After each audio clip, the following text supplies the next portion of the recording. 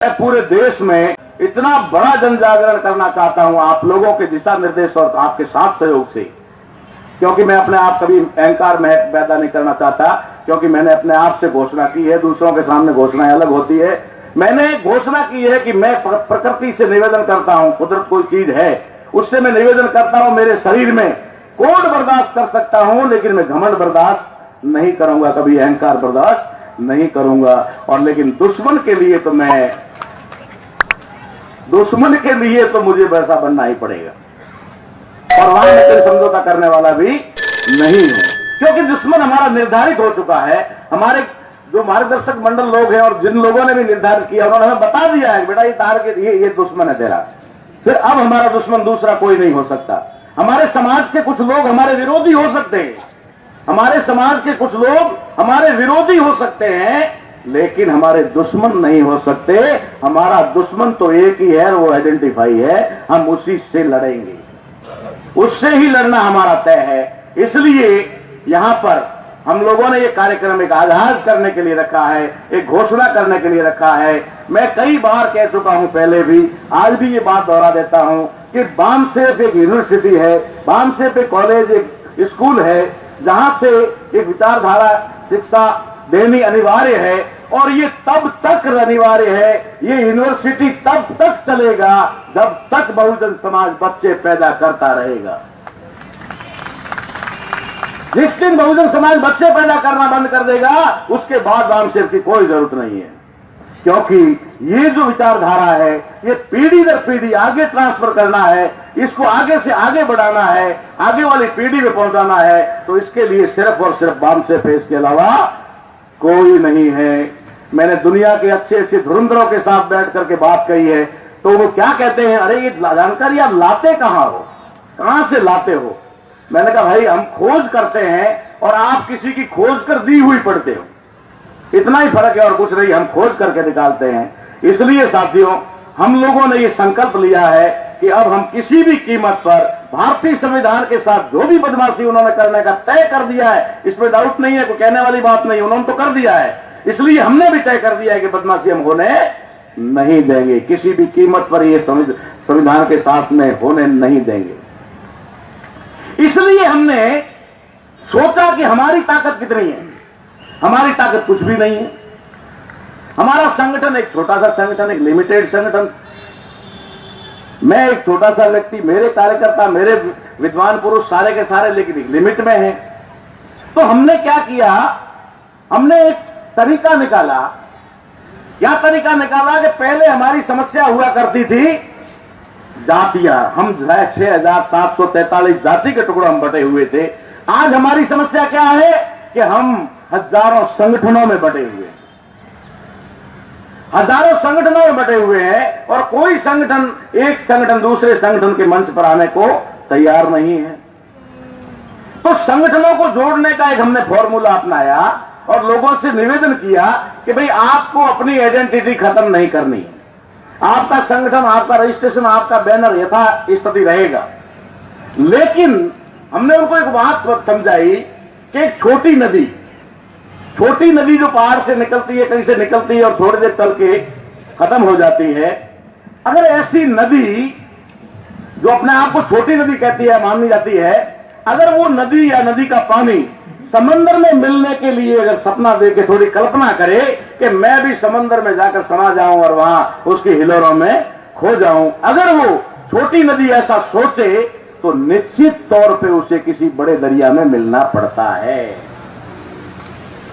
अगर वो किसी बड़े दरिया में मिलने को तैयार नहीं है तो वो छोटी नदी कभी भी समंदर तक का रास्ता तय कर नहीं सकती। इसलिए न तो नदी का नाम बदला जाएगा, न नदी का अस्तित्व खत्म होगा, न ही नदी का कोई वजूद खत्म होगा, लेकिन नदी अगर बड़े दरिया में समा जाए तो उसके साथ मिलकर समंदर तक का रास्ता तय कर सकती है। हमने यहां आपके सामने है, अभी बहुत सारे संगठन तो ऐसे जिनके नाम यहां पर नहीं लिखे गए हैं, ये मंच पर बैठे हुए लोग जिन जिन संगठन को बिलोंग करते हैं उनके सारे नाम यहां पर रखे हुए हैं।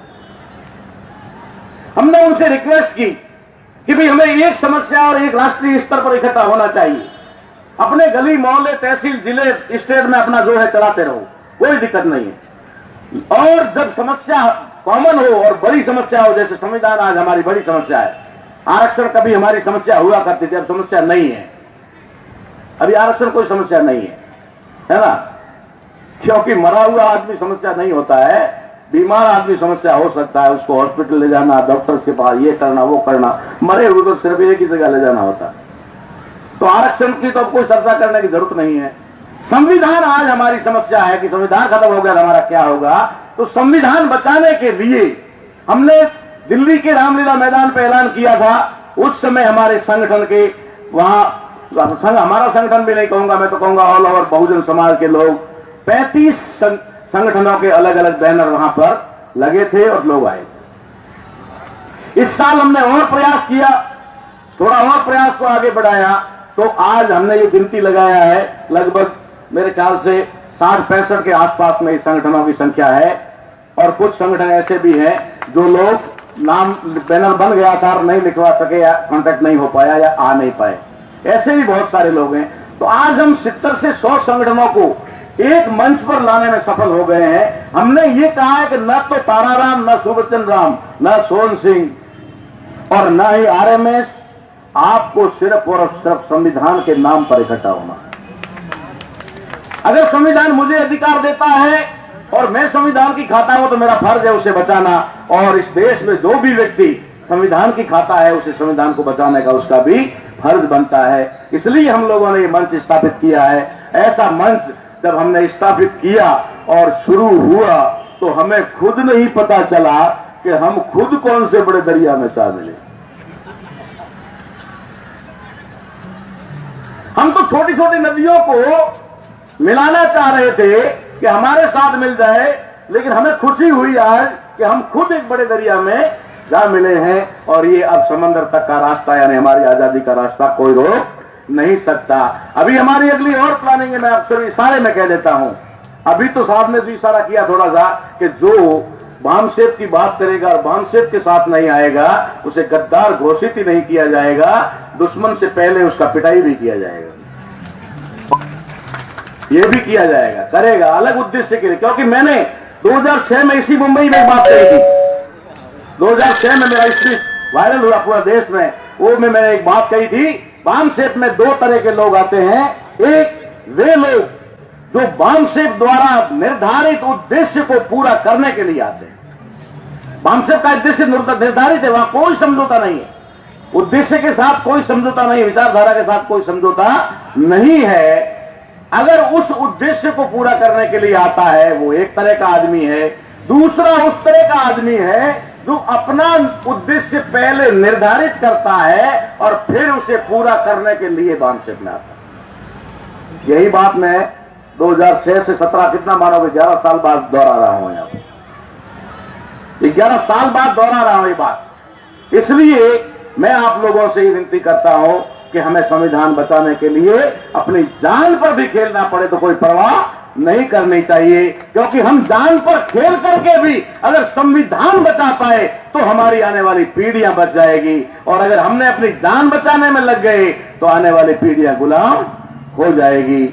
इसलिए मैं आप लोगों से निवेदन करता हूं कि मैं यहां आप लोगों से संविधान की जो उद्देशिका है उसको पढ़ करके आप लोगों के साथ में शेयर करके शपथ के रूप में हम लोग करेंगे, सभी एक साथ मिल करके। आप सभी से निवेदन है कि अपने अपने स्थान पर खड़े हो जाएं और एक शपथ की पोजीशन ले लें, जैसे कि होता है। सभी लोग अपना हाथ आगे कर लें।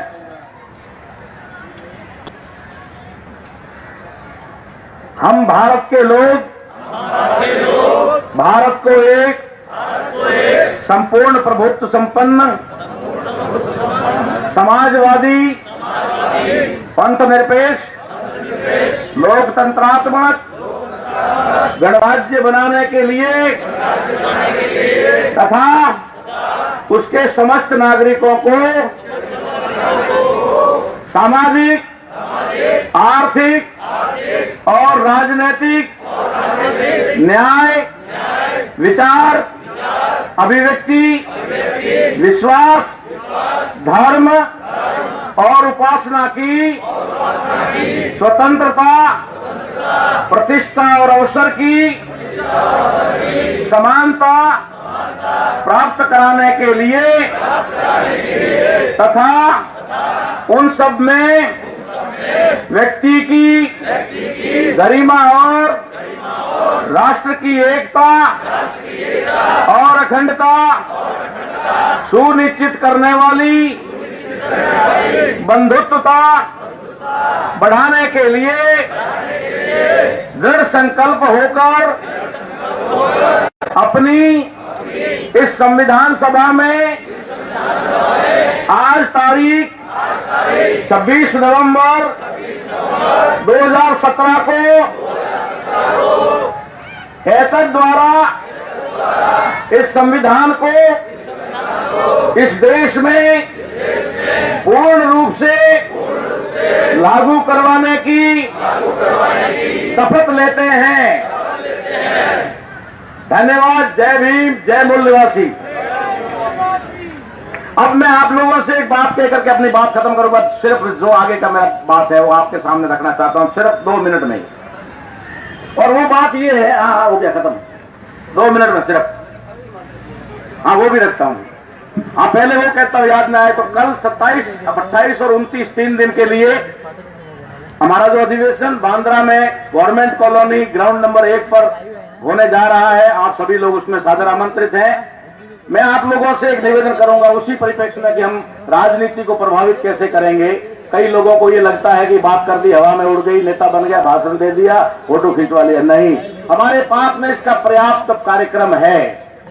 हमने इसका कार्यक्रम बनाया हुआ है। मैं सिर्फ शॉर्ट में आपको बता देता हूं कि हम लोग इस देश में अब तो बहुत ज्यादा आसान हो गया है हमारा काम। मैं ये भी बात कहूंगा कि हम लोग इस देश के अंदर 2019 तक पूरे देश में अपने यूनिट बना करके एक फॉर्मूला जो हमने अपनाया है, शांतिपूर्ण और संवैधानिक ढंग से लोगों को शाम के समय 500, 200, 100, 200 लोगों को शहर के किसी एक मुख्य पॉइंट पे खड़ा कर दो बैनर लेकर के, और आने जाने वाले कम से कम 50,000, 10,000 लोग उसको संदेश ले जाएंगे, मीडिया भी कवर करेगा। ऐसा प्लानिंग बना करके हम पूरे देश में ही कर रहे हैं। उसकी वजह से पूरे देश में 1 करोड़ लोगों को हम लोग 2019 तक मोबिलाइज करने वाले हैं।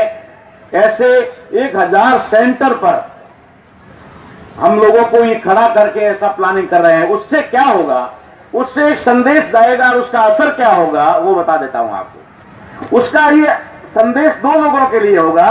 एक, हम लोग उसके माध्यम से चुनाव आयोग को चुनौती देंगे।